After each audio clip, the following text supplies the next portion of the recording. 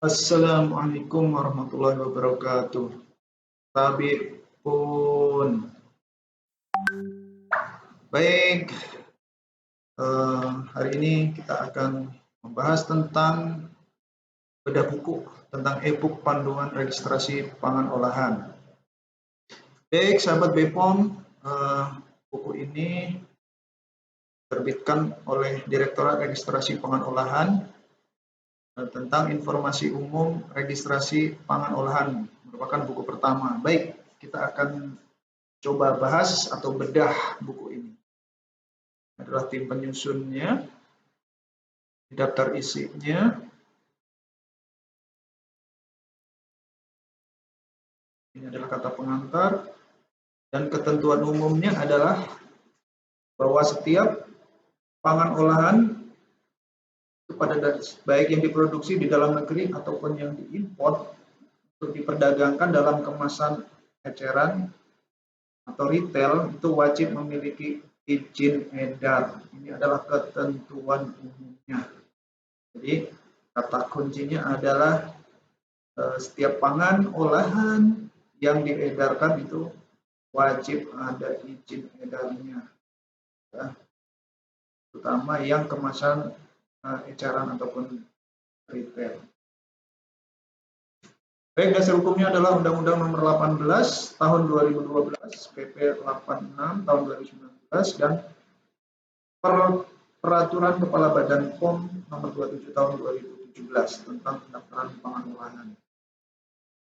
Jadi dasar hukumnya, jadi izin edar pangan olahan itu ada dua, yaitu yang dikeluarkan oleh Badan POM bentuknya seperti ini, izin edar itu sertifikatnya. Kemudian ini yang dikeluarkan oleh Dinas Kesehatan kabupaten ataupun kota melalui SP, ya.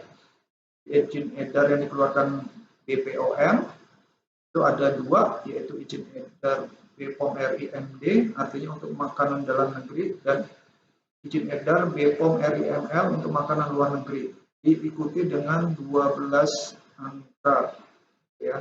Kemudian yang dikeluarkan oleh Dinkes atau Dinas Kesehatan kabupaten ataupun kota, kodenya adalah PIRT, pangan industri rumah tangga. Kemudian ada 15 angka di belakangnya. Apa itu SPPIRT? Apa itu MDML? Ada kriteria-kriteria pangan, mana yang harus didaftarkan ke BPOM, mana makanan yang harus izin edarnya ke Dinkes, ya, kira-kira. Jadi kriteria pangan yang didaftarkan di Dinkes, yang pertama adalah tempat usaha itu di tempat tinggal. Di ibaratnya ya masih menyatu antara tempat pengolahan pangannya dengan dapur rumah tangga. Itu izin edarnya SPPIRT. Kedua, pangan olahan yang diproduksi secara manual hingga semi otomatis, yang masih dilakukan menggunakan tangan maupun yang semi otomatis, pada prinsipnya ya izin edarnya di SPPIRT di Dinkes.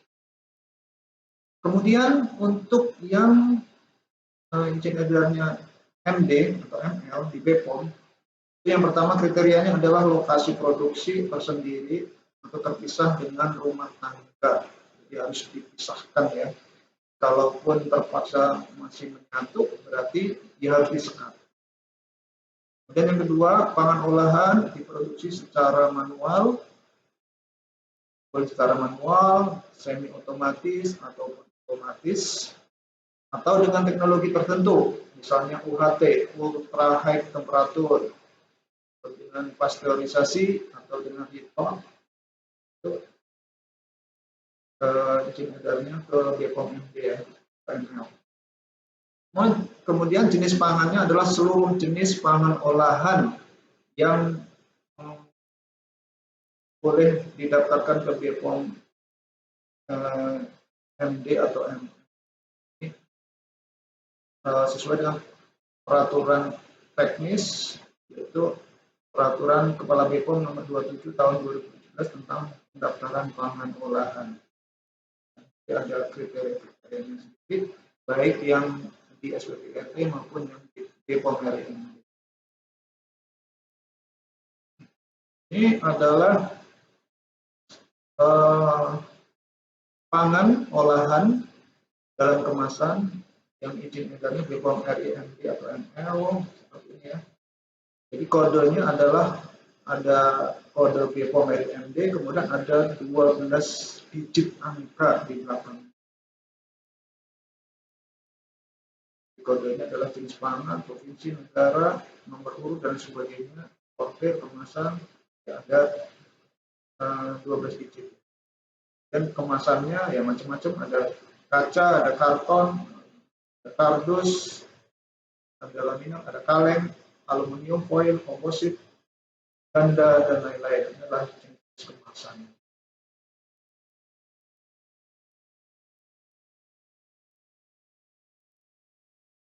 Kemudian untuk jenis pangan produksi industri rumah tangga atau IRTP yang diizinkan untuk memperoleh sertifikasi pangan, sertifikasi produk pangan industri rumah tangga itu ada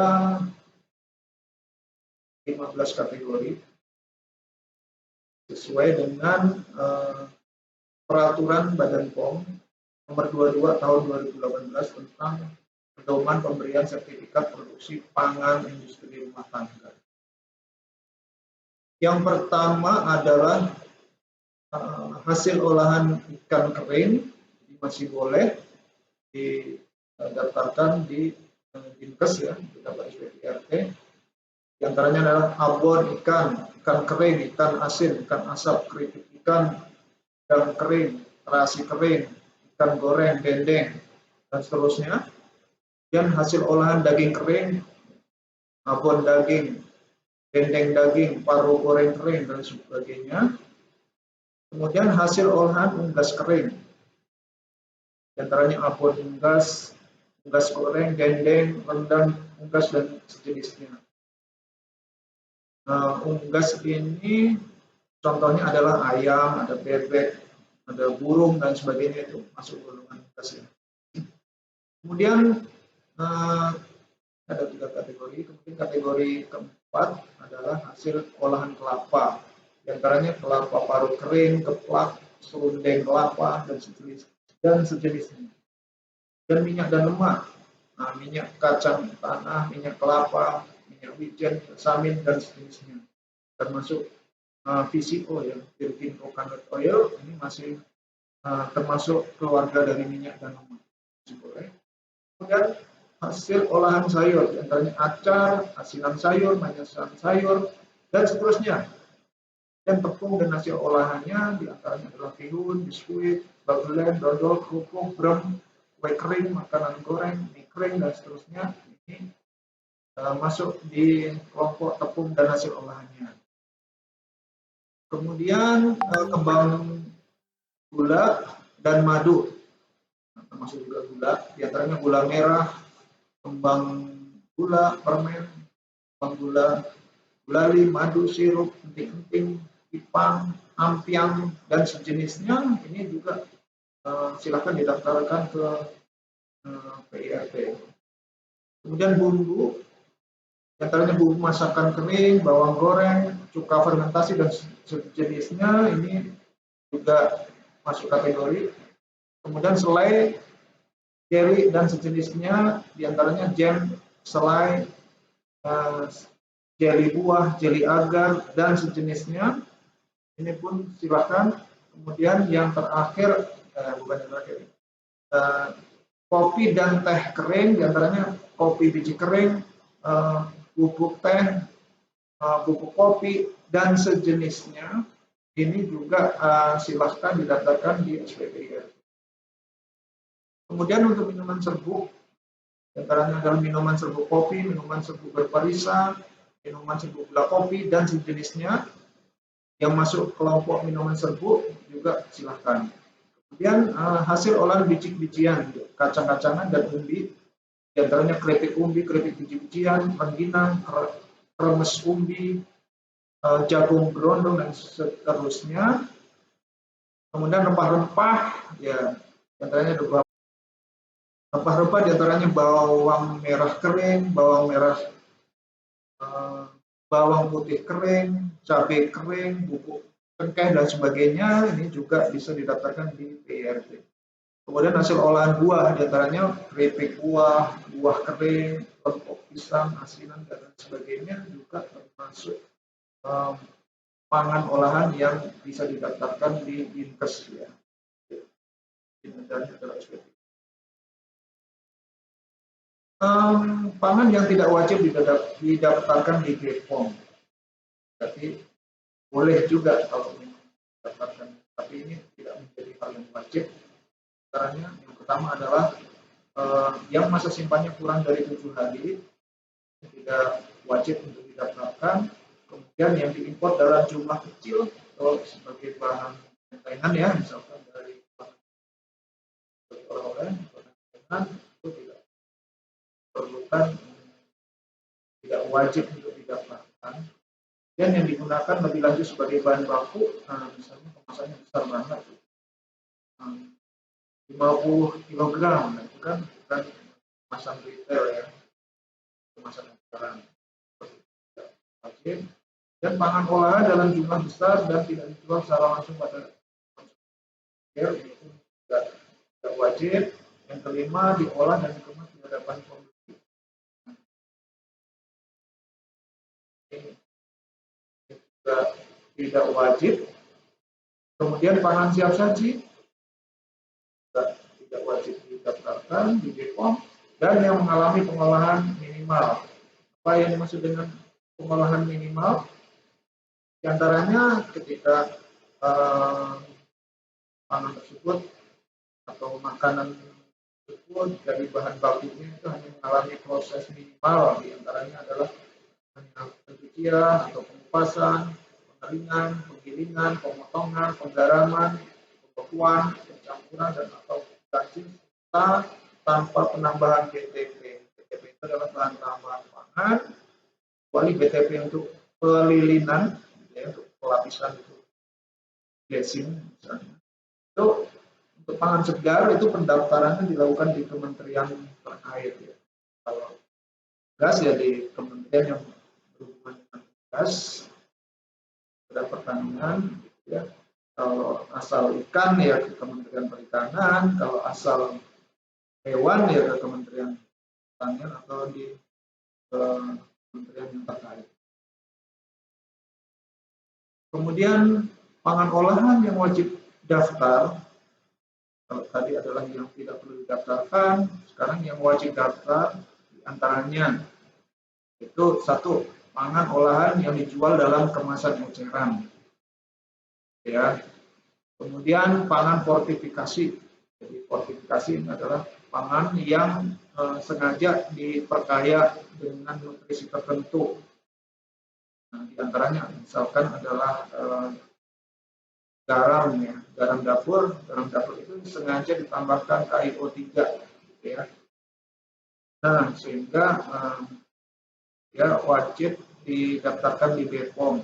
Selain itu minyak, nah minyak sekarang peraturannya harus ditambahkan dengan vitamin A. Ya, kemudian tepung, tepung juga diperkaya dengan beberapa vitamin dan mineral, wajibkan terigu. Kemudian pangan program pemerintah, ini pun wajib didaftarkan. Kemudian pangan yang ditujukan untuk uji pasar, artinya dia belum beredar sebetulnya, tapi untuk uji pasar. Yang keenam, bahan tambahan pangan atau BTP, ini juga wajib daftar di BPOM. Dan yang terakhir adalah kriterianya dia pangan yang wajib SNI. Jadi tidak semua pangan itu ada SNI-nya, dan kalaupun ada belum tentu SNI itu wajib untuk pangan tersebut. Siapa yang mewajibkan ya tentunya instansi teknisnya dan Kementerian Perindustrian dan Perdagangan.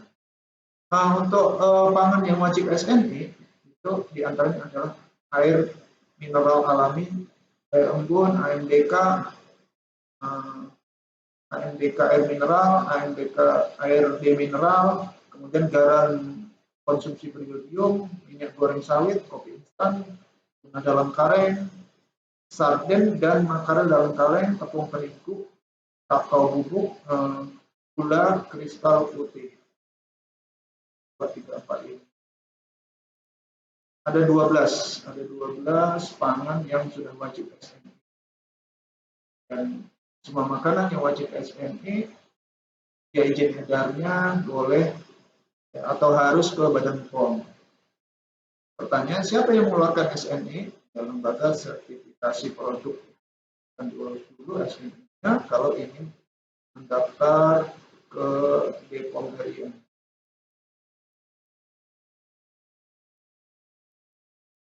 Pendaftaran MD atau ML itu diajukan untuk setiap pangan olahan yang memiliki perbedaan dalam hal.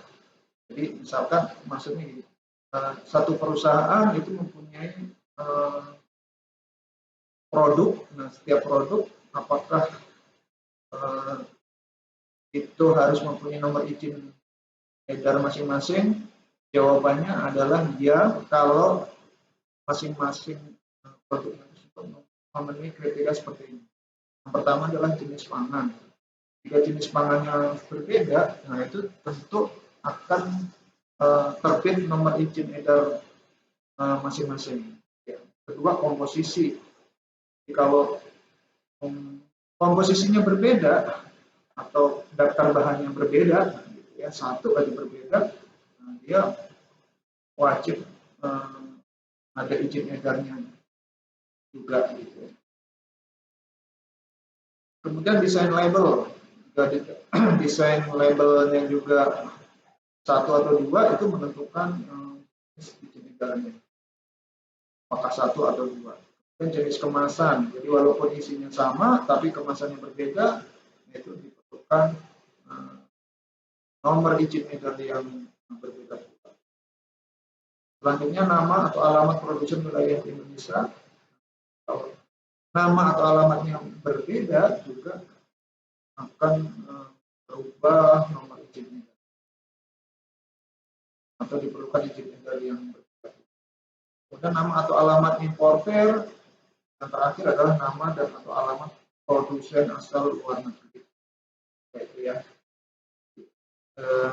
nomor izin edar merupakan identifikasi unik. Jadi ketika ada perbedaan, ya dia izin edarnya itu sama. Apa sih keuntungan untuk memiliki nomor izin edar BPOM? Yang pertama adalah produk dapat beredar secara legal, sehingga tidak was-was ya, karena sudah resmi sesuai dengan ketentuan yang berlaku di Indonesia. Kedua, produk pangan memenuhi persyaratan baik keamanan, safety, mutu atau quality dan gizi, merupakan jaminan konsumennya. Ketiga, meningkatkan daya saing produk pangan. Banyak kita tidak bisa bersaing di pasaran, kenapa? Karena tidak mempunyai tidak. Kemudian yang ketiga, meningkatkan kepercayaan masyarakat. Dan pangan yang diproduksi itu sudah ada izin edarnya, bahkan BPOM, nah itu kita akan percaya dengan produk kita. Pangan yang sudah ada izin edarnya dijamin safety, quality, dan bergizi. Kemudian memperluas pemasaran produk pangan baik di dalam negeri maupun di luar negeri. Dan yang terakhir adalah mendapatkan nilai tambah pada produk pangan. Mendapatkan nilai tambah pada produk pangan. Ya, hubungannya secara keekonomian ya, daya masyarakat tinggi, secara keekonomian tentu akan lebih kalau produk tersebut sudah ada. Pertanyaannya, apakah mengurus izin edar di BPOM biayanya mahal? Jawabannya tidak betul. Nah, ini adalah tarif PNBP pendaftaran pangan olahan. Ya, jadi tarifnya itu tergantung dengan jenis pangannya tersebut. Ada kategori-kategori pangan dari kategori 01 sampai 16. Jadi ada 16 kategori pangan yang izin edarnya di BPOM. Jadi untuk daftar baru ada atau perubahan data atau daftar ulang tarifnya berbeda-beda, ya. Dan masing-masing kategori juga tarifnya berbeda. Jadi misalkan sebagai contoh, misalkan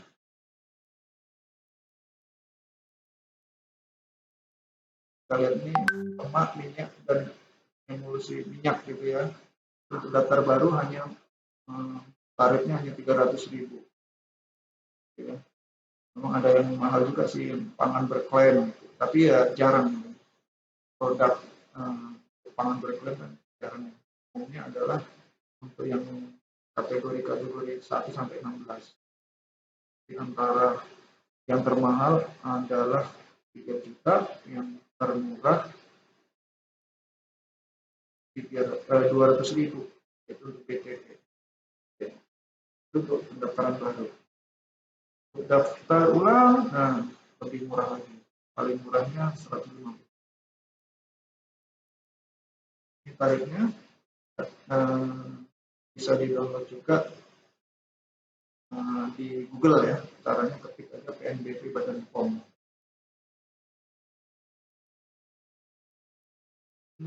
Biaya registrasi pangan olahan untuk usaha mikro kecil bahkan ada tarif diskon 50% dari tarif PNBP tersebut ya. Ada kriterianya dan syaratnya. Baca. Kemudian bagaimana tata cara pembayaran atau penyetoran PNBP? Pertama, pendaftar itu harus melakukan registrasi dulu di electronic registration, di aplikasi registrasi. Kita akan memverifikasi jenis pangan karena jenis pangan itu menentukan tarifnya.